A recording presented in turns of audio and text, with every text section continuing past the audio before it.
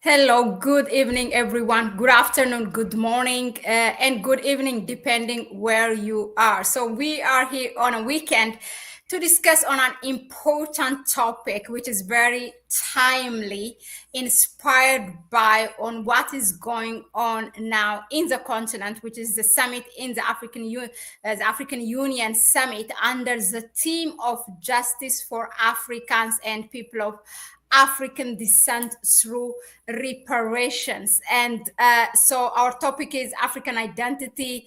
Is it erased? Is it imposed? Or is it claimed? What is it? How do people living outside of Africa, or in America or in Europe, how do they feel about it? For that matter, it can be in the Caribbean as well. For all African descendants who are living outside of Africa, of this issue of African identity and also about reparation. So for that, we have my brother here, Ken Peoples. He's from the United States of America, or African American. He's here. So I would like to say welcome, Ken. Thanks, Mahlet. Nice to be on Connect Africa. I'm a big fan of the channel. Yeah, Ken Peoples, for those of you who don't know, he's a big supporter and showing, support, especially when we stream through LinkedIn. And that's how we connected. Actually, let me just say that one of the things that inspired me also to bring this topic, apart from that, also it's timely with what's going on and being the theme of the African Union for year 2025. There was this person on LinkedIn that wrote, that the African identity is imposed on African Americans. And that person wrote it based on his personal experience, what he encountered when he has a conversation with African Americans. Now, without further ado, first of all, I think it's better, to start with. I will ask you to introduce yourself and tell us, as I assume that you grew up in America, and for you, how you perceived yourself. Do you see yourself as an African American or as an American, and how it was perceived by the others in America? Yeah. Okay. So to reference the particular post that you're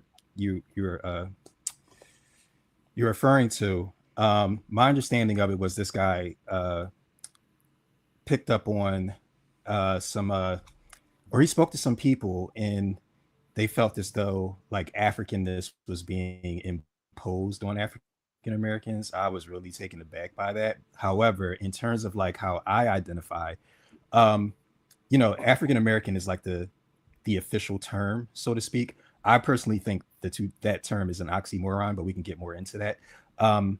But and if you have any specific questions about like, if you want to, do you want me to just deep dive into my thoughts on the? Exactly. Yeah. Okay, sure. So the first thing I thought about was I didn't really know what this guy was referencing, because in my own anecdotal experience, I've never heard anything about or never got the inclination that Africanness is being imposed on African Americans. In fact, I think there's more evidence to suggest that they would they're split. You know what I mean? They would rather the two groups not come together in any significant way. And I think there's been a lot of examples throughout history that pretty much exemplify that point. But yeah, just to answer your first question, I think the official term is African American, but I'm not quite sure in terms of the thesis. I wish we actually got a chance to talk to this guy in terms of because I would love to hear him list examples as to why, but he didn't allude to any in his post. It was just that it was just some person or people that he spoke to felt that this was an issue, and yeah, I don't quite get it. I would probably think that it's the exact opposite. Okay. Yeah. So we tried. I mean, you and I both know that I have tried to reach, in which he responded to, but he himself, he works in the African Union, and he said he's busy with all what's going on in the summit. But for me also, it was important to coincide it with the summit. So if he can, and we'll try to catch him, and again we do that. But now he's not there. But you personally, growing up, tell us, like, how does it look like? Did you know, like, for one time you are an African American, or first African? How was the education? Because most of the education getting to us or imposed or whatever through education. So how does the state brings back to you and people like you, to Black Americans, is this identity?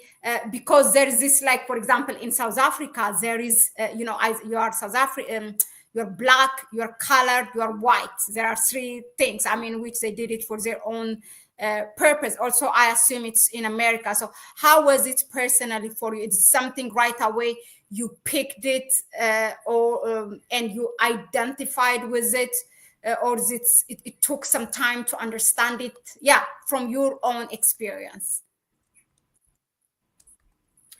Okay.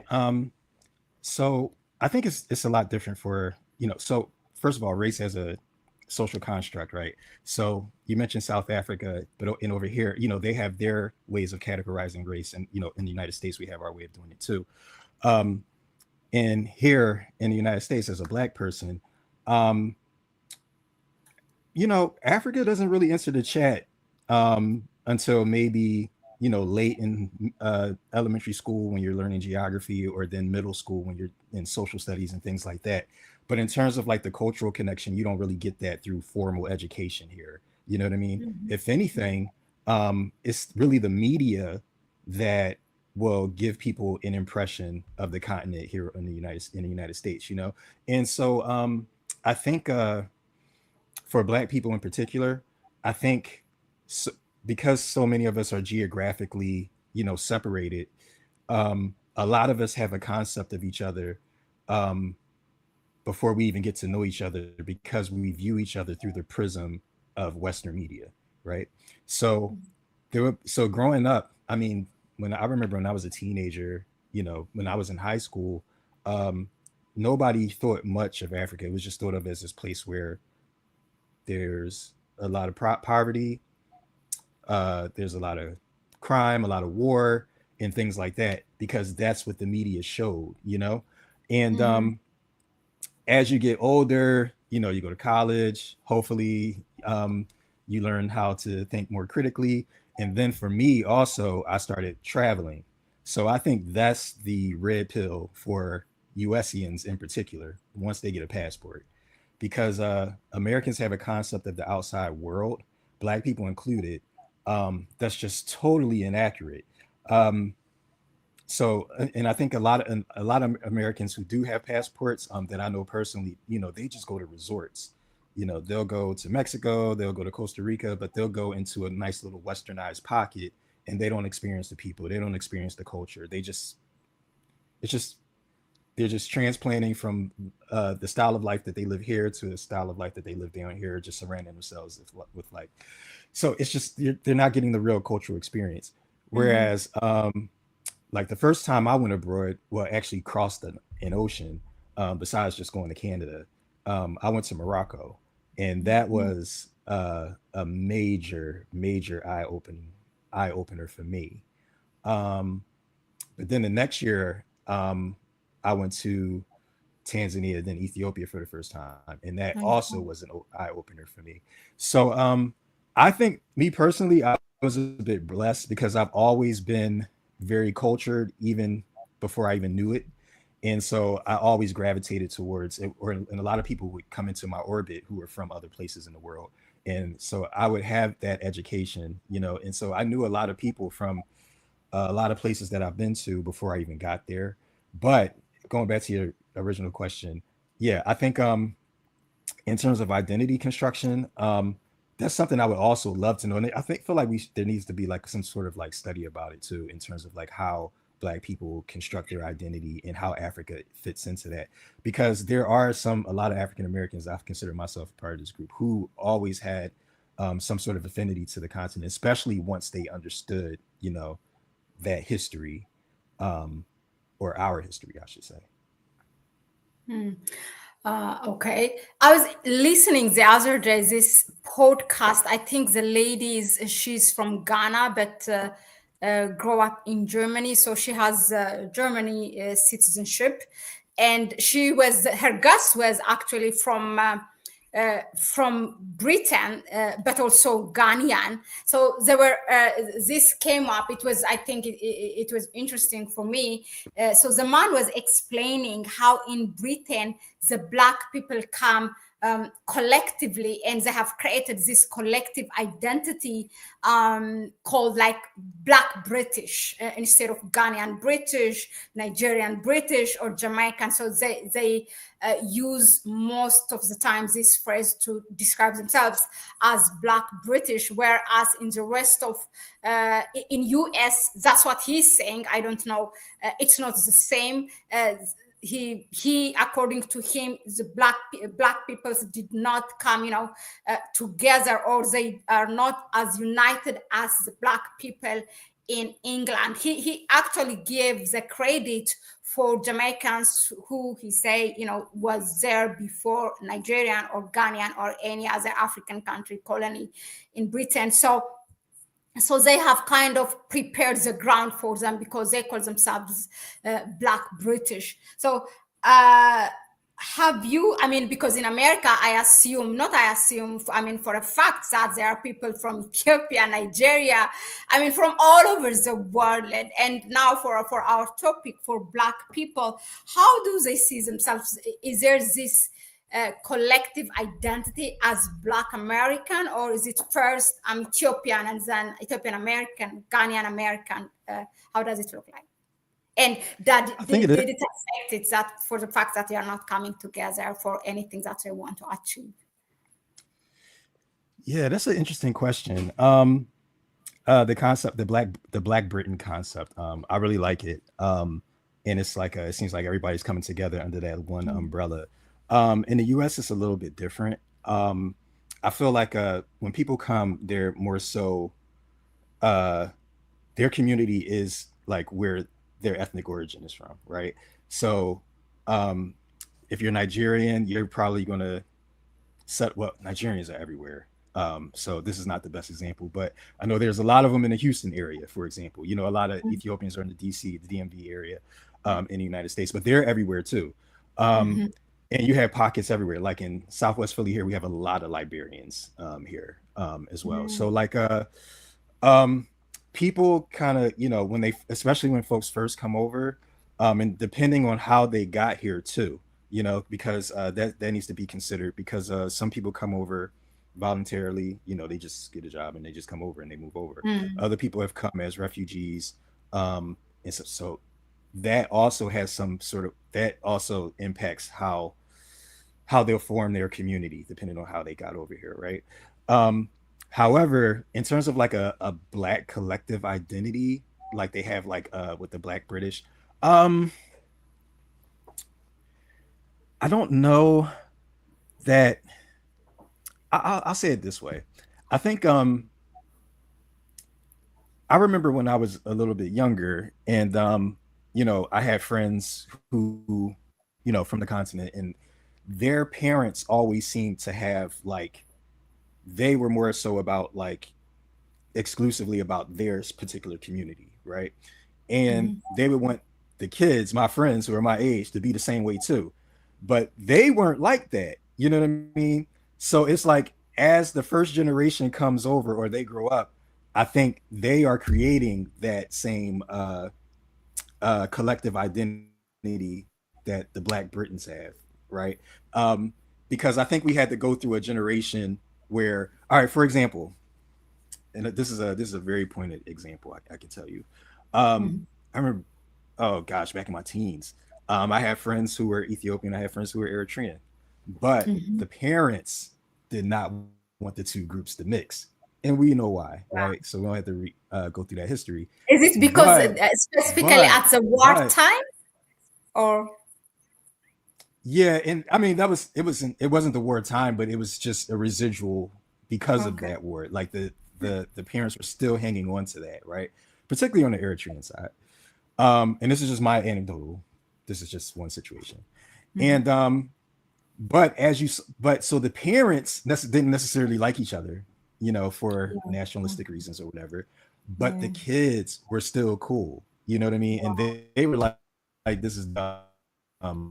You know what I mean? And I see that dynamic happen all the time, you know. So I think that collective identity is definitely happening. Also, you know, in the states, like they're, you know, things are regional because the country's so huge, you know. So that could play a role into it. Like it's not, we don't have the proximity that like the Black British have, you know what I mean, and being in the UK.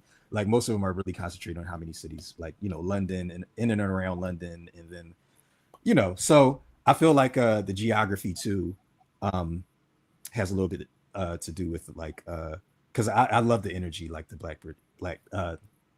the black British have, like that collective identity, like how everybody gets together. Like it's just a culture. And I really like it, and I really like being in it, you know.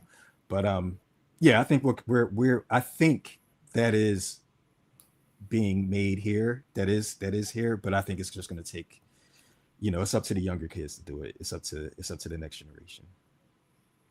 Yeah, it's interesting. Also, now I was thinking more of about the podcast when you talk about how the children, to use your own word, cool those children from Ethiopian family and the Eritrean family, but the parents necessarily did not like each other. So in the same podcast, so I was listening because the host she was talking about how the Gen Z is cool now. You know, all these young people, they are making their business, becoming entrepreneur at the young age, and how they are supporting each other's business, which she did not see in her time. So she had, you know, this hope, big hope on the Gen Z that they will be perhaps much better than, as you know, in her age, also what her parents have been through. From what you said, also that's what I get. Now let's move to the topic of reparation. I mean, for me, I was talking. I don't know if you have seen that interview specifically. The ambassador David Commission from Barbados. He's ambassador of Barbados to CARICOM, and Barbados is one of the countries, you know, outside of Africa. Still, they're Africans. I mean, Caribbean, but one of the countries that has been really championing and campaigning the talk of reparation and bringing it to the international table. Not even Africa is doing it now. They have dedicated this year of 2025 to be, you know, justice for Africans and people of African descendants through reparation.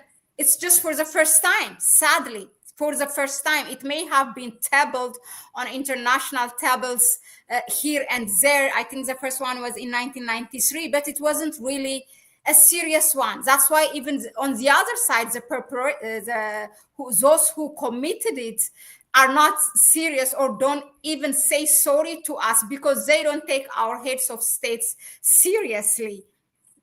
Now, this brings me to ask: is there the talk itself of reparation? Because there's so much going on in Europe, but how does it look like in the United States? Are African Americans coming together and asking reparations? Yes, absolutely. However, there's this trope in the United States where, you know, particularly I noticed it a lot with the Democratic Party. So over here, there's only two parties, uh, the Democrats and the Republicans, or the two main parties, so to speak. The Democrats, often enough, all the time, uh, you know, they want a virtue signal. So they push for reparations, right? And whenever they push for reparations, it's always okay. Let's commission a study. So we're going to study reparations. I mean, how much more time? How many more studies do we need about reparations? I'm not quite sure. So what this tells me is that there's no real intention to do this, right? It's only about virtue signaling, getting people into your political camp, just as promises to say you're going to do it. Oh, hey, they're going to study it. Okay, this is the party for me. You know what I mean? And I guess that's the intention behind it. Um, However, they don't want to do this. Um, and it's all right. One analogy I give is if you ever ask somebody from the UK or France, for example, like a curator at the museum, like the main national museum, and you ask them to return, like you go, if you, I've been to the British Museum, so much of the artifacts there are just stolen, you know? I mean, so like, and you, when you ask them to give it back, they come up with all these excuses for why they can't, and then try to jump through like, but the thing is they have themselves in a narrative trap because they want to come off as being like totally like moral, and they want to always virtue signal. But how can you, so they always get tripped up when it comes to like, why haven't you returned these artifacts to where they belong, right? I think it's the same thing when it comes to reparations, right? Because when we talk about reparations, we're talking about basically a transfer of wealth that was stolen, right? And you know, I don't think. In fact, there was a clip I have of, I don't know who this guy is, but he's basically just went on and just talking about like, you know, Africans have to live in poverty, therefore, because we can't enjoy the quality of life that the rest of the world has if they don't. You know what I mean? And that's saying the quiet part out loud. So I think there's no real intention of ever like and like I always argue that like decolonization of the continent never actually happened. We went straight from we went because you can have flag independence all you want. You can have a head of state all you want Yeah, to. If you do not control your economy, then exactly. you don't control your company, your country, Yeah, right? yeah, So yeah. Meyer Amschel Walstroud once said, "Give me control of a country's economy, and I care not for who makes its laws." And I feel like that's where we are here. And it's been like that around the continent for a long time. And but now you see their reaction to places like AES, Burkina Faso, Mali, and Niger, people who are taking ownership of their own resources. And now you're seeing the Europeans be apoplectic about that, particularly the French. But I always argued that France was a very poor country to begin with. The only reason France has the quality of life and the standard of living it has now is because it extracts so much out of Africa. Yeah. It never had decolonization, especially of the French Francophone Africa, never happened. Absolutely never happened. And the French Yeah. are still in control. They still have all their money. They keep all their money in the French treasury. Half their money in the French treasury. They don't even, when you go to France, your CFA is not even good there. Like what kind of relationship is this? So but anyways, reparations, there's no intention on giving us reparations. So I think there just needs to be a change in relationship, and that's how we'll collect our reparations that way, if we just change our relationship, because we have everything we need. We have all the wealth we need in the continent. And this is something that we need to talk about, in terms of like, if you're in Britain, if you're in here in the US, what does it mean to practice collective economics, right? What does that mean for us, to practice collective economics amongst each other, and we've had situations where we've done that. We've had, I don't know if you've heard of the neighborhood called Greenwood. It was in Tulsa, Oklahoma. Yeah, Black Wall Street. So when we have situations like this, the state comes in to destroy it because, again, they don't want you to be sovereignty, and they do not want you to have any kind of economic independence at all. They want you to come to them to get everything you need and always be paying them for everything. So we really got to talk about this dynamic, and we got to follow the money. We got to talk about it from an economic context. That's the only way you really get sovereignty. Sorry, I might have run off on a tangent there. Um, I wanted to, because this is something I always, whenever I get a chance that I confront people, particularly from the West, because what I'm going to say is not a case for African people. in the Caribbean. Now, but okay, we talk about reparation to get all that. I mean, what happened to us, what they did to Africans, it's not even something that's equaled by money. It's way beyond that. The harm, the psychological part, it's you cannot really equal that to money. But we need a proper story and also compensations, because if they paid the slave masters that they used to own, because now when they abolish slavery, they are going to lose their slaves, and they paid that money to their slave masters. There's no way that they cannot pay that money to Africa, or for those who are affected. Now, I'm going to ask, if this reparation is made, and let's say that I'm just being thinking loud, okay? If the United States is now ready to pay in terms of money to all African Americans, okay, let's say those who want to go back to Africa, here is it. We have some money, you can go and do whatever you want. Do you think most of the people will leave? What is the mentality, the status of mentality, which I doubt really? Okay. All right. Before I answer that, I do want to say, I just want to buttress your point that you're right. No amount of money, no monetary payment can compensate for the intergenerational trauma that has been passed down due to these experiences that we've had. You know what I mean? The colonization, slavery, that sort of thing. None. So you're absolutely right. Um, and I agree that there needs to be a proper sorry. Um, the only issue is I find that these, like, from these folks, these particular people, um, when they lose out on, so they paid themselves reparations for real when you think about it. Like, at the end of slavery in the United States, um, white slave owners were compensated. Same thing happened in Haiti, where they had to basically pay the French um, compensation because the French no longer enjoyed the fruits of their free labor anymore, right? So it's just it's mind boggling to me how folks are were forced or folks are paid reparations for not being able to exploit another group of people anymore. I mean, it's just unfathomable. But to answer your question, if that was what reparations looked like, and I mean, I don't know. I if reparations was just, hey, you can just go to Africa and we'll just pay your way, um, I don't think a lot of people would take that. It it's okay. It's just like, what is the intention? Like, what, you're just telling me to leave the country? You're just telling me to leave everything I have here to go over there. I don't know. It would have to be fleshed out some. I just don't see that a plan like that. Like, I don't ever see that coming to fruition.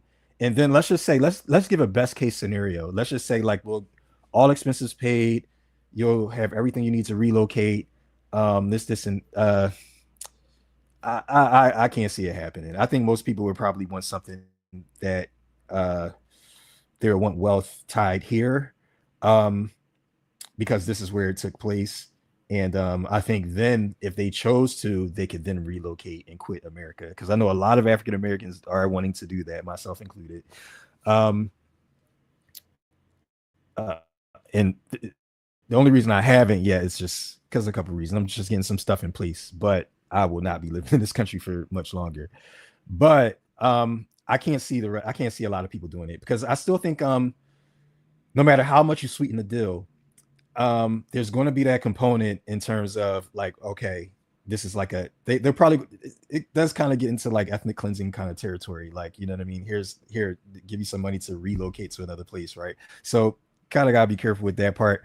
And then I still think that a lot of people don't have not a lot of people have a great concept of the continent, and that's still because people's worldview are controlled by the media. You know what I mean? So I mean, and that's why a lot, like, I love when people follow me on Instagram and all that, Facebook back in the day, but now and on all my social media, and when they get to see my pictures and where I've been all over the continent and things like that, and like the comments I get about like, you know, how, you know, when people saw Kigali, you know, they were just blown away, you know.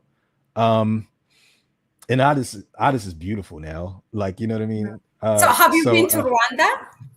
yeah, I've been to Kigali a few times. Um yeah, I'm all over East Africa. Um I haven't been to West Africa yet. Mm. My friend, his uncle teases me. He's like, you've been everywhere except for where African Americans come from. So he always Oh teases me yeah, about true. that. Yeah. So you are saying the fact that because that is kind of tied up with ethnic cleansing. So, okay, there's a money that's allocated, and just you can go if you want. That's not proper. So if it has to happen, so the proper way is it should be by choice. If I am right, that's what you're saying. It should be by choice. Yes, it should be by choice. The money can come anywhere, you know. And there's a bunch of ways that, you know, people have brainstormed how reparations could look like. It could look like, you know, going to college for free. It could look like a bunch of different things. You know what I mean? But however it looks like, it's a conversation that needs to be had, and something needs to be done about it, right? Um, because I mean, so many of the issues in America are a result of so many of the issues that Black people have in America are as a result of that period, right? And there was no proper apology. There was never anything done about it. There was never any repair whatsoever. You know, it was just going from one system of oppression to another, and you know, there has to be something done. There has to be something done for sure. Yeah, but just one note. Okay, no, I get it. It's true. I mean, now that Trump is saying, voicing this for Palestinians to go out of Gaza and for the U.S. to administer, if they have the nerve, the courage, the moral to say that, there is no way that I'm not going to say. No. It's But listen, crazy. that's one thing I appreciate about that side. So I see American politics. I challenge folks: don't look at this as two separate parties. Look at this as the same party with just different faces you're seeing. Two cheeks of the same behind, right?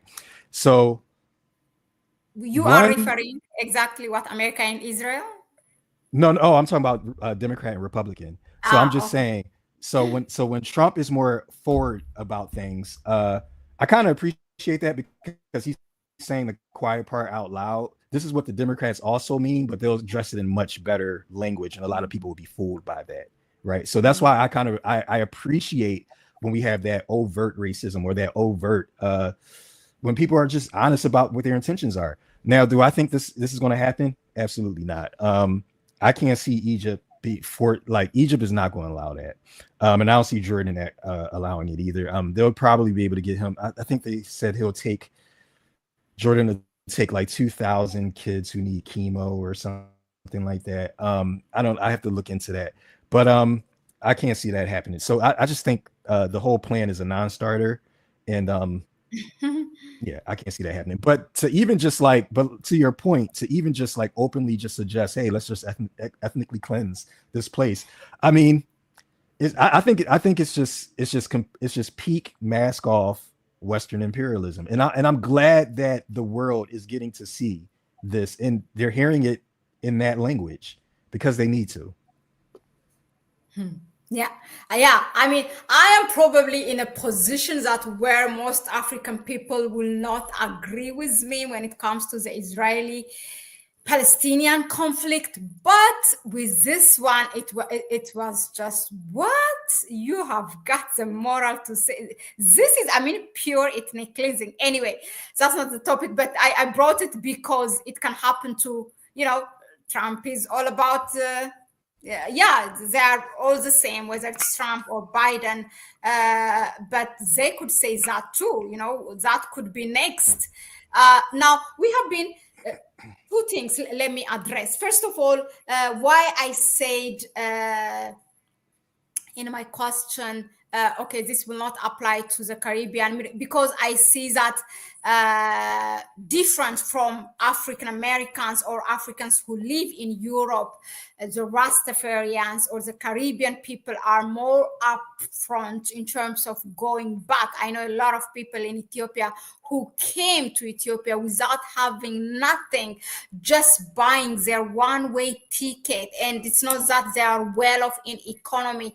And even when they come Ethiopia, they live perhaps in a status that is as a poor people, going back to the basic farming, and they're not afraid of that, and living, all what you call this a modern way of living. For me, I really have a great respect, for whether it's a Rastafarian or Caribbean African people who come from Caribbean. It's just different. I mean, they are built different when it comes to going back home. There's a huge difference. That's why. Secondly, before I move to my second question, not my second question, to the next question, somebody here said, we have a lot of people here in the audience, in the chat section, people watching us from Barbados, from Antigua, from US, from Africa as well. So one of them said, okay, like, don't forget those who perpetrated the slavery are also Africans who sold Africans to the white people. But let me tell you that I want to use one of the famous quote from Malcolm X. They will pay one of us just to kill one of us, and then just to say it is one of us. So it's not just, I mean, first of all, what they did, what our people, yes, they have been part of it, maybe they have been part of the trade, but it's a different intention. What they have done is not something totally even to be compared to what the white man did to our people. When I have the right name, but I know that it's a woman who wrote that book, why we should not compare even that, saying African people are the one who sold, African people to the white man. When I have it, I will suggest it to you, but I will also put the link, my interview with Ambassador David Commission from Barbados. He also talked about that. So I think I just wanted to clarify that. Now, we have been talking so much, you, an African in America, how you felt, how you perceived yourself, and how the system, how the state, or I don't know, the system perceived Africans in America. Let's go out of America and now talk about African Americans or African descendants when they come back home in Africa, be it in Kigali, be it in Addis Ababa, be it in Rabat. How was you perceived? Did they see you as that person of a distant relative, like welcome home? How did you feel? Okay, before I say that, I just wanted to say something about the last point you made, about you were talking about the Jamaicans in Ethiopia. I just wanted to say, shout out to all the guys that I met in Shashamani, Jamaican expats. And one thing I can say about them, they speak the most beautiful Amharic. It's not only Jamaicans, so you're gonna offend them. So I'm sorry, y'all. I'm sorry, but that's who I met. But no, that's who I met down there. But that's okay. But if whoever else is down there, shout out to y'all too. But yeah, but they just speak such a beautiful Amharic. They're just such nice people. It was just so lovely passing through there. But I passed through there on the way to Hawassa. And I spent like a whole day. Yeah. And to your other person, and I'm going to get to your question, I promise you. Just the other person who said that Africans sold Africans into slavery. I feel like that's always a point that's brought up to try to absolve what the Europeans did and put blame back on the victims. You know what I'm saying? So and we can get into that. We can get into like African society back then, and like how, and then also we have to talk about how things were racialized back then. It wasn't like, black, white, the way we look at it now. You know what I mean? Like it wasn't like a united continent, so to speak. People were racializing each other, and that that played a role in how they were able to be exploited by a lot of the European powers. So there's a lot of nuance there. But Yeah. to just say, Africans so Africans is like really not fair. And like I said, I don't think it's made in good faith anyway. However, going back to how I was perceived, so it depends because, well, not really. It depends. In North Africa, Yeah. uh, I would love to hear that. so in North Africa, I was actually surprised because in North Africa, in North Africa, I've been to Morocco and Egypt. Egypt, I just say you go an hour south of Cairo and everybody just looks like me, So In you start Egypt. going to Upper Nile, yeah, in Okay. Egypt, everybody looks like me. Nubians. Morocco, yeah, yeah, yeah. In Morocco, I saw a lot of people that looked like me as well, but like Morocco was very interesting because I backpacked around that whole country, and I did it twice, and um, you see kind of a gradient in Morocco. You see people who look phenotypically very Arab, and then you see people who are black, but then you see like a lot of in between. So you Mm, just see a gradient mm, between like the coastal folks and then more people more further south and then in the interior. Um, so that was interesting. East Africa, well, it depends. Like if I had people that I would consider twins in North Africa, then I would probably say I have identical twins in East Africa. Uh, I don't know. I just love it. I don't stand out at all. And I just go about my business anywhere I go. So, and plus, I know these places. Like, I spend a lot of time in Addis. I spend a lot of time in Nairobi. So, I know those cities. So, I don't even look like an out of towner, so to speak. Um, but I will say that I was very well received. But then again, I can't really say because I'm not organically on the ground. The only time I organically went on the ground and didn't know anybody was like was Egypt and Morocco. But by the time I got to Ethiopia, I already knew so many people. Like I already had a friend group before I even got to the country. And the mhm, same thing mm, with Kenya. Um, and so Tanzania and Rwanda, I went to with friends for the first time, and then but then when I go somewhere the first time, I make so many friends when I'm there that by the second time I'm there, it's just like I'm pretty much a local by that time. And but then the type of traveler I am. I learn the local language, learn the local customs. I eat all the food, and like that's my favorite part of it. And mm. so I kind of assimilate in a way. But that's why I might have a different experience than other folks. Mm. No problem going. I love being there, and that's why I'll eventually be moving there at some point. To East Africa. I hope that answered your question, Milet. No, yeah, Yeah, yeah, to East yeah. No, Africa for sure. I will go deeper. But so you're saying East Africa is possibly your place. If you move, you will move to East Africa. Is that so? Well, the only place I've ever lived outside of the United States is Ethiopia. Okay. So, yes. So, now I love my IDs, right? But I do feel like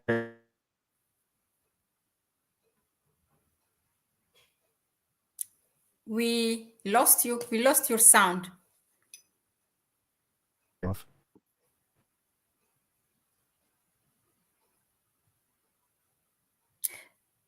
Are you there? We lost you. We lost the sound, Ken. Okay, probably it's a glitch.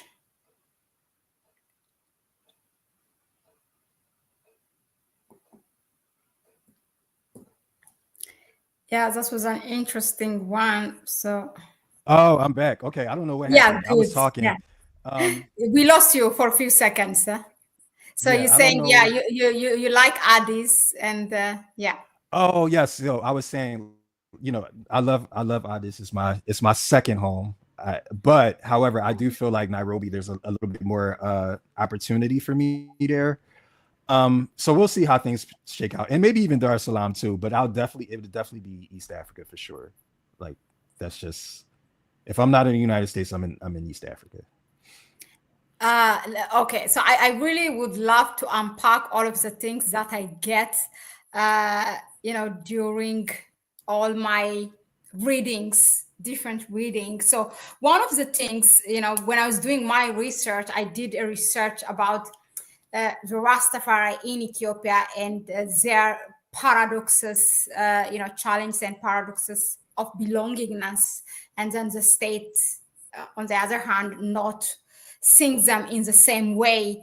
Now, so I did also a comparison how the African descendants in Ghana, those who repatriated from England and America, are living uh, in Ghana, and how that kind of created also a kind of, these people who came from outside, from the West, kind of privileged, they have their own real estates, their own separate residential area. Their living standard is better than the local people, and that wasn't something that is welcomed by the local people. Did you somehow, I don't know how to put this into a question, but did you somehow felt privileged, and you, that's one. Second, you say that you saw yourself as one of the people when you are in Addis or in Dar es Salaam or in East Africa in general. For example, because I'm from Ethiopia, and I know we have, even if you look like Ethiopians, but still there are people immediately in shops, they identify if you are non-Ethiopian, and if you speak a foreign language, they will apply that Farangi price on you. So how was your experience? Um, I'm sorry. Can you give me the question again? I'm so sorry. The last one.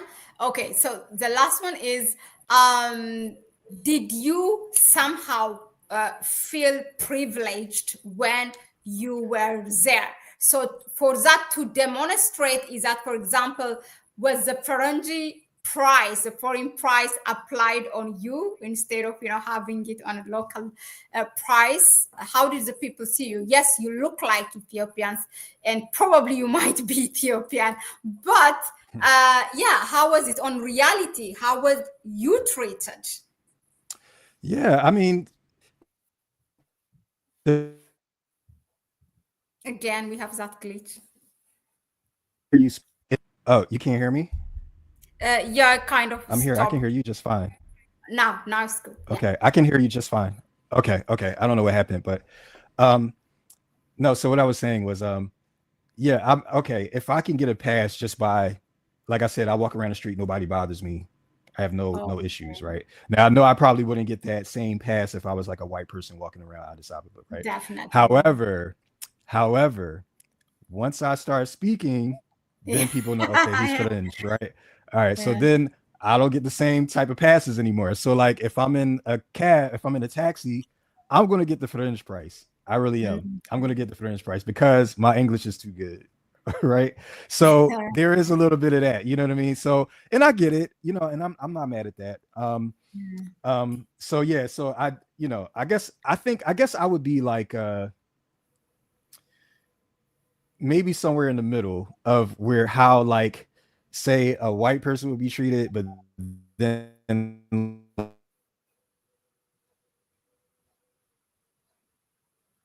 okay, I'm not Yeah. gonna go down that road.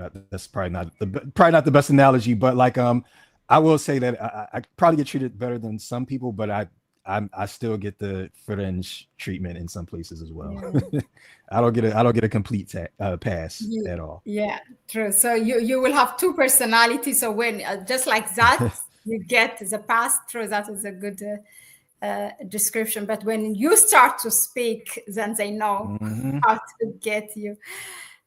Is it the same in Kenya? I wonder, because people speak like just alternatively to Kiswahili, English. They also speak. So Right. how was Yeah, it and in Kenya, yeah, Nairobi? Kenya the same way. I feel like I feel like Kenya is a little bit more. Well, Nairobi is a little more cosmo. So they're used to seeing a lot of different types of people there. So Yeah. and because like English is the second language there, it's like it's not as shocking if you speak English. True.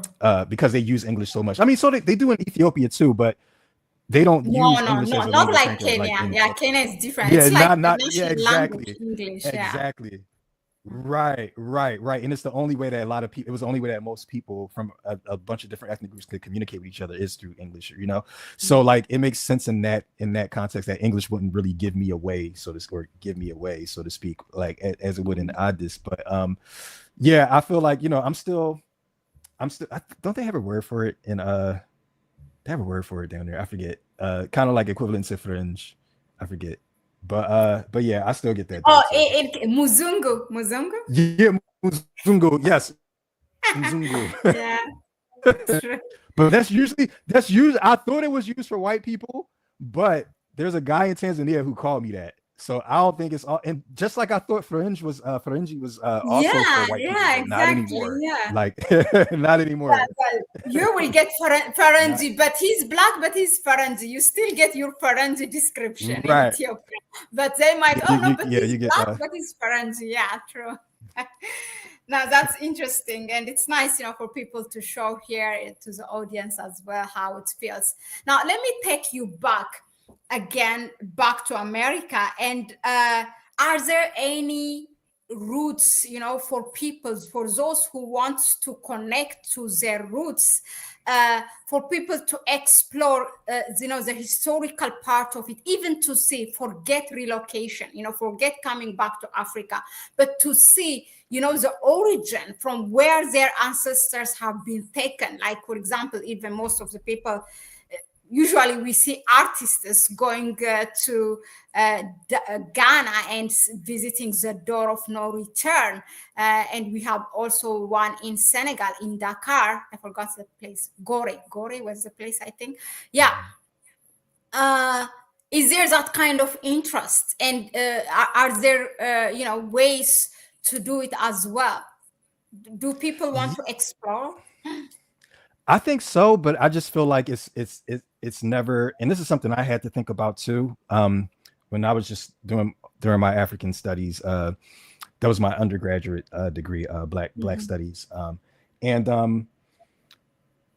when I would read these books, and one book I read was I forget this guy's name. It was by the author's name. It was called "Proudly We Can Be African," and it chronicled several times where African Americans got involved in activism on the African continent, and some of a lot of the countries Congo was one country, Ethiopia was another, and they talked about the second Italian invasion and the guys who went over there to Brown Condor, or the one guy who Mhm. fought like in the Air Force or whatever. There were other examples. So, I feel like we're always going to have people who are connected to the continent and who understand their history, understand its history, and have that spiritual connection, right? But then I feel like the vast majority probably won't have that level of connection. Um, uh, but I feel like for the folks who do want to make that connection and who do want, the options are there. You know what I mean? And it's not like, anybody is barred from going to the continent. Like you can get, we can get a passport. We can go over there. You know what I mean? And I challenge a lot of people. And this is something I hope I'll be able to do through my organization at some point, is start taking young folks over to the continent to give them Yeah. a different view of what it's about, because people are so propagandized to believe that the continent is so backwards, and it's just so not. It's the most beautiful place you've ever seen. It's just so gorgeous. I'm actually going to post uh about my road trip. So I did a road trip in Ethiopia. It's my favorite road trip of all time. Okay. From Lalibela to Bahir Dar. So Ah, I'm not the most religious person, but that was the most spiritual road trip. I mean, because you're going from one nice. monastery to the Yeah. monasteries on the lake in Lake Tana, Yeah. but it was the most beautiful thing I'd ever seen. You know what I mean? That was just such a to die for road trip. It was like 8 hours of just the most beautiful scenery you've ever seen. It was just nonstop. So, but I say that to say that once people get to the continent, once they really know and build a relationship with it, there's no turning back. I think that's why there's so much propaganda, and why there was always so Mhm. much Yeah. uh so much effort in severing any ties. And we know that the US government has done that. And the US government is very, just as much as it's hostile to African Americans, it's also very hostile to Africans and Oh, African statehood as well. And that's a whole topic we can talk about and dive into if you want to. mm. Wow. Okay. No, that will be interesting. We should we shape it and somehow frame it, and I mean, definitely this is not. It is your first time, but it will not be your last time. I know. I mean, so my question was if there are systems, so not through government. If people want to do it, so they just do it by themselves, right? There's no kind of organized way or something. That's what I'm trying. Okay, I For see what you're example, saying. I don't know if Uh, you know Ashra Kwesi and Merira yeah. Kwesi. They do Hmm. this to Ethiopia and Egypt. And probably, I don't know if there are others, but I know them because I met them in Ethiopia and we did some back and forth. So those kind of things, that's what I'm asking.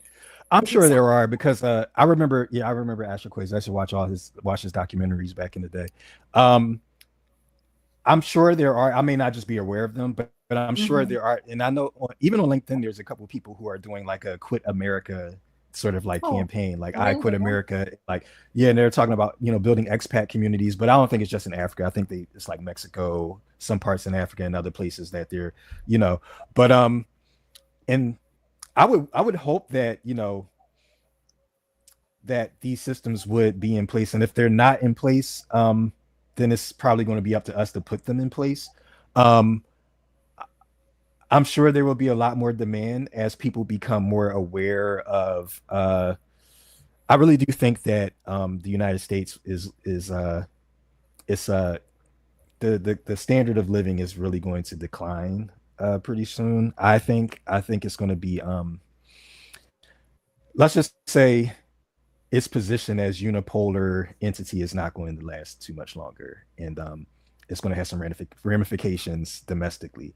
That could be anywhere from a year or two from now to 5 to 10 years from now, but it's definitely going to go that way in my estimation.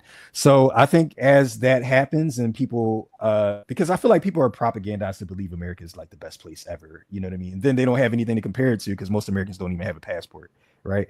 So it's through media and through constant like bombardment of like, this is what's great and this is what you need to not like, you know what I mean?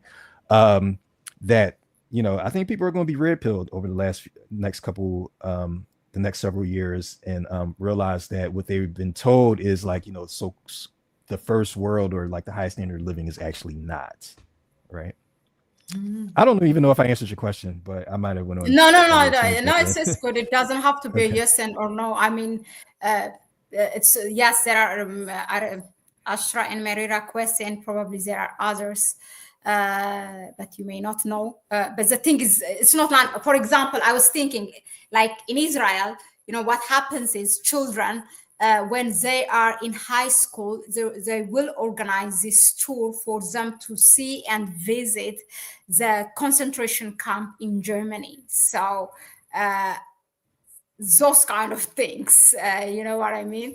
Oh But I wow. don't think there Yeah. is even because African Americans, um, even those who are rich, the artists, you don't see them, investing in Africa. Even after seeing a lot of signs that America, as you said, this unipolar uh, world is not going to continue for long. So you don't see them. I mean, they don't dare. I don't know why. It's a question as naive as it looks, but I mean, it's important question. If I get an answer, I really don't know. They don't look at even as an investment for those who are rich in Hollywood or I don't know, athletes to invest back in Africa. I don't know why. And So and I don't get it. I mean, now is yeah. the time to really get in on the continent because it's only going up from here, in my opinion. Um, I just think I think the Far East is going to have its day next, and then after that, I think it's going to be Africa. I think we're seeing Africa develop, and we're seeing a slow decolonization process, and I think Africa made me really proud in 2022. They're really standing fast against a lot of U.S. bullying that came up as a result of the conflict in Russia and Ukraine. I think Africa, the continent, saw right through. They saw it right through that conflict and saw exactly what it was about. And Yeah. and again, like I don't think the West really understands the relationship that you know the continent has with the Russians or the Soviets before then. You know what I mean? I think there's a reason why Mozambique has an AK-47 on its flag. You know, and for them to virtue signal about like invading another or your neighbor, and you notice how they made that caveat, that carve out the United States, like in the Biden administration, they always talked about you're not allowed to invade your neighbor, this and that. They said that because it gives them a carve out for Iraq and Afghanistan because they're not neighboring countries, right? So Wow. that's exactly why they made that particular caveat. You can't invade your neighbor, but you can invade anybody else, though. So so it's always about they want to make the other person guilty by making themselves look like they're innocent when we all know, you know what I'm saying? But anyways, back to the point. But I think the continent chose right. And then just what's been going on lately, like in Kenya, I think Kenya is a powder keg that's just going to, I mean, the youth there are fed up and the people there are fed up. And Ruto, like, you know, I remember one I don't know, I remember one interview he did back in before he got in power, or it might have been his early days, when he talked about he was chastising other African leaders for always taking trips to Europe. And then After he, he okay, it was just before. after he elected, maybe few weeks in office. Yeah. Right, exactly. So, and that's what I'm saying. So it's like we never really had sovereignty. Like I feel like a lot of folks like campaign well, and I would love to know who his campaign, like where he got his funding from and things like that. You know what I mean? Because so much of our politics on the continent is so much funding from outside is brought in. And then when you see all this stuff blowing up about USAID, and then there's another name I'll tell you about, National Endowment for Democracy, and what they do and how they operate. And I know a lot of people are flipping out because USAID they do have a lot of public health initiatives.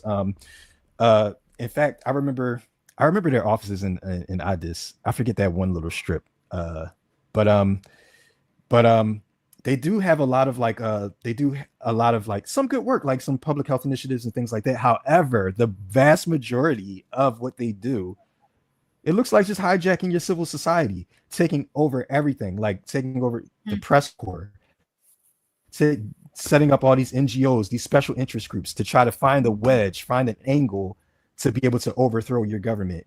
You know what I mean? And Yeah. then they have the media completely on the side pushing that narrative. And it's just like it's really, I mean, like American soft power was is just incredible.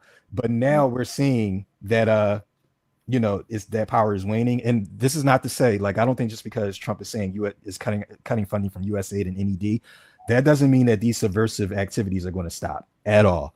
They're just going to make them a lot less transparent and fold them into maybe existing state apparatus, maybe even the State Department or something like that. So don't think this is a good thing, folks. It's not. It's I mean, it is a good thing. I'm glad like all this dirt is coming out about USAID and NED, but um it's not necessarily, the US is not done with regime change and color revolutions. It's just not. Yeah. Let me ask you this. Mhm. Um, let me ask you this. Do you think I hear my echo? Does it from You where? sound fine to me. Okay, good then.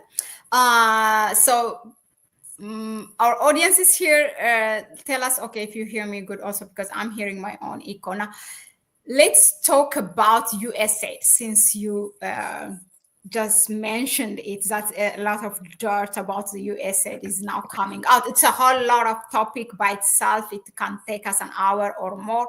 But I will say this. Do you think that now Donald Trump is closing USA and he's also clearly playing cross rules as well and claiming uh, territories from Europe and other parts of the world.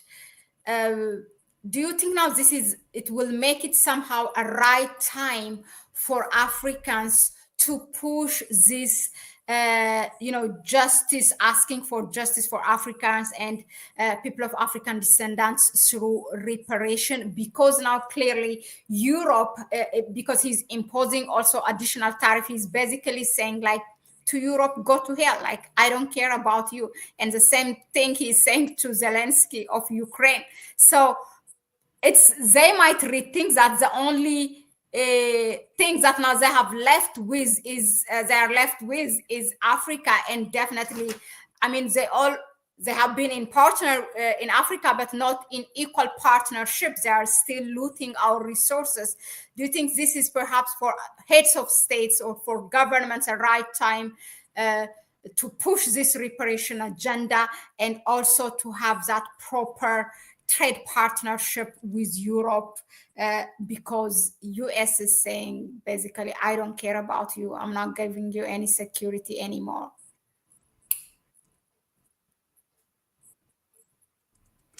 Yeah, and I gotta be honest about this part. It's uh, You are breaking, Ken, your sound.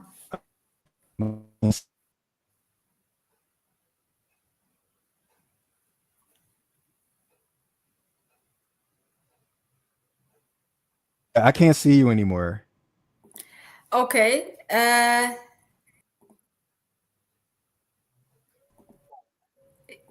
You cannot? Yeah, there's maybe something with something. Okay, there we go. All right. Okay. Sorry. I don't know why that keeps happening, but what I was going to say was that throughout this whole thing, I'm what's been interesting is just seeing Europe get exposed as like a total vassal state, vassal of the United States, well, the EU as a vassal of the US. Like they can't do anything without the US, and they've been doing all this grandstanding for years. And so, yeah, at this point, I think it's a great time to not only push for reparations, but it's a good time to renegotiate any kind of contracts or any type of deals that you have with the EU, and get a more favorable or a more fair um, exchange of goods and services with them, because they're going to be at their weakest, and they're going to need they're looking to Africa because they're probably going to need a place to source a lot of other cheap resources that they're not going to be getting. Now that they sanctioned the Russians and are not getting cheap energy from the Russians anymore. They let somebody, I won't say who, it's a group of people from one particular country who telegraphed the hell out of the blowing up of Nord Stream. But then once it was blown up, they then blamed it on the Russians. But you do your own research and you come to your own conclusion on that. So now they're locked into like getting liquefied, or not even they're getting nasty natural gas from the United States, right? Don't really have the infrastructure to receive it, but they're paying hand over fist in order to get energy. They're just buying it from Russian crude from like India and Russian natural gas from Turkey. So they're paying much higher for their energy needs because they thought that this war would have been over in like probably by May. I mean, yeah, probably by May or June of 2022, and then Putin would be out of power, and then they could balkanize Russia into several little statelets, and then it'll be easier to go after China that way. And they would have a cornucopia of natural resources because Russia has so many vast natural resources, and that's what they wanted. All those corporations in the United States were, I mean, they were ready for a feast, but they didn't get it. So Europe got exposed, and now is the perfect time to be pushing these things because now there might be some, especially with Trump turning his back on the Europeans and letting them figure things out on their own. Love to see how that will work out, and which means I don't think it will. And this is a good time to, really have a conversation with them and to get things in order and renegotiate some things. Yeah, absolutely. I agree with you. All right, then. So, what do you think? I mean, this is a final question. It's more than an hour, but I mean, I had a lot of things to ask But yeah, I think better also we continue next time. But I have this before I let you go. Um, what are the things that you think, uh, the areas of cooperation for Africans abroad and for Africans at home? Where is like the meeting point? What are the things that at least we can start? Where can it be a starting point for us, you know, to work together? I think a starting point could be exactly what you were talking about earlier in terms of like people wanting to connect to their roots and having some sort of mechanism to make that connection and even move. So we were even brainstorming, like I was telling you about, like I wish in my organization, maybe we will be able to do this one day when we get funding, um, but to take our kids over to the continent so they get introduced to it from at a very young age, and it's an organic type of relationship. They see it for themselves on the ground. They're not hearing about it from a hostile media that has Yeah. nothing, you know what I mean? That has nothing good to say about it because they want you to hate this place. You know what I mean? So they can continue exploiting it. No, you're going on your own. You're making your own Mhm. connections. You're talking to the people yourself. It's so powerful having that people to people exchange. You know what I Mhm. mean? And then that's why I say, like, if when black people are not like told to hate each other by white people's media, right? We get along so fine. You know what I mean? It's we get along just fine. You know what I mean? So it's just like creating those opportunities, creating those systems, and creating that pathway so that people can who are interested in the continent, they can have a place to, okay, I have a community I can connect to in this place, and they know who I am. They know I'm African American, but and they'll be there to welcome me. So I think there's a lot that we can set up. We can set up these mechanisms that or have systems in place, Mhm. like for if people do want to move to the continent. Okay, talk to this agency or this person, and Mhm. it and then this is what you need to do. And I don't know, maybe we should create something like that instead of just I talking mean, about it. it's really like now you're making it a full circle because I just throw that question because I didn't want to bring it first. Actually, I was also doubting should I talk to you off the record or on the record because as Connect Africa, I wanted really to do this because I know the powerful thing it will have in terms of unlearning what you have learned in school and even to get those young people before all the media and the school system bombards them with those propaganda. So my idea was actually at least to organize once in a year a tour, just started from a place that I know, from Ethiopia, for example. Mm. Bringing them during where Adwa is celebrated. March 1st. It could be every March in a year, yearly, and take them in the northern part of the country or southern part of the country, make that historical route they see and they go. So this should Mm. be, and you partner it also in the country with different stakeholders. Like Mm. I have people on the ground who are tour operators and also from the government, but it's just that I don't, maybe, yeah, maybe me and you and me should talk about it and plan it and in a year time from Yeah, now. let's talk about this more. Yeah, Yeah, absolutely, because I think there's a lot of potential here.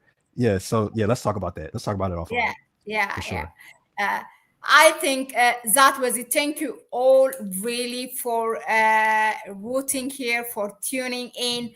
And let me see. I mean, Pedro Gemot, everyone, Georgita, Panic, Naga Kings, Fire or Fire, Anika. Yeah, I see a lot of contribution here, but I don't think there's a specific question. The questions that even you asked, I think, can have answered that. But if anything, you can quickly drop it here. But yeah, you quickly pass. Tell us about yourself. You passed it before purposely. Now tell us so people know. Oh, tell you about myself. Yeah, yeah. Like what do you do? I don't know. Just briefly. Oh, Okay, so I run a well soon to be nonprofit. I'm a co-founder of a soon to be nonprofit here in Philly called Dynamic Justice Collective. I also do consulting work at Sacred Realm Consulting. You can find us at dynamicjusticecollective.org and Okay. sacredrealmconsulting.org as well. Um, What does it yeah. do? And Dynamic Justice Collective. so we do we partner with a lot of institutions here in the city, community serving institutions, community Mm. facing, uh, mostly nonprofits. We do transformative restorative justice. We focus on mental health. We focus on training, and we just focus on getting our community, the resources it needs, and turning inward to be our own answers to our own problems. Another one of the big initiatives we're working on is called Project Equity. That's trying to get because a lot of Black people here in the states, there's a lot of issues with our elderly folks not hanging on to their homes because they're falling behind with property taxes and things like that. So we seek to mitigate that sort of thing, and keep Black real estate in Black hands, right? Because that's the number one way to build wealth here in the United States. So there's a lot more we do at Dynamic Justice Collective. We do school cohorts, we do things like that. So yeah, check us out, www.dynamicjusticecollective.org. Also, check out the consulting website, www.sacredrealms.org. And pretty soon I'll be launching a YouTube channel, and hopefully I'll have Mahlet over there. It's called Global Citizen, and I'll Okay. share that link another time. I'll share that link Okay. once I get it up and running. Yep. Okay. What is the other? The first one I put it here on the link www.dynamicjusticecollective.org. What is the other one? Also. It is sick. I think I can connect to the chat too, or maybe not. Ah, okay. Um, You can do that. it's oh no, I'm not allowed to, or I can put it in a private chat for you. So Okay. let me do that here, and you can put it in the other one, and then Sacred Realms and Sacred Realm Consulting. Yeah, would love you guys to come check us out. Okay. Let me see the second one. I'll put it again. So yeah, I put it. I got it. So Okay. you can go and visit this website, so you know what Ken Pips do, what he's doing. You can ask him question or anything. Perhaps you might get interesting also for you. I just wanted to comment, Anika Corbett. You said that you are going to invest. You are going to buy a house in Africa, which is a good move. There you go. But what I advise everyone is actually, it's, first of all, you know, just go there, be on the ground and see the place, see it, and don't do anything from afar or just at one time. Make sure that you are not falling on wrong hands. Just know the law and everything. Uh, First visit, see what you're doing, see really properly where your money is going. Check as a person if you're not holding the passport of that specific African country, if you can own a property. Check all those things. It's not to discourage, but just go with being open-minded. That's the most. The other day, I had the pleasure and the honor to have Her Excellency Dr. Arikana, and that's something that she said. When we were talking about Burkina Faso, because her organization ADDI started that, and to be open-minded and to go and see for yourself, and what you want to do, whether to relocate, to have a business, or to buy a house. Exactly as Anton Dalema also said, spend some time. Yeah, otherwise then he's saying, or you are setting yourself up for disappointment, and then that becomes, then you're gonna say the same thing to other person. People get discouraged. So yeah, go, be open-minded and study things for yourself. I think that's really a start point, and very vital. Thank you very much. Thank you all for tuning in. Thank you very much, Ken Peoples, for your time. It has 1 hour and 20 minutes. That's long, but thank you also for always supporting our channel. Really, it means a lot. You, the people, are the reason for us to keep what we are doing. For us, to keep going on. Yeah, unless if there's anything that you want to say last, you can say it and we can close it there. Oh no, well, I was just gonna say thanks for having me. I really enjoyed the conversation. Really enjoyed the Connect Africa YouTube channel, and yeah, looking forward to more collaborations in the future. Yeah. Okay. All right, then. So no, thank you. It was a pleasure and an honor to have you here. So first time, but definitely not the last time. So it's a bye bye. Have a good evening, good afternoon, and yeah, good weekend. Actually, bye.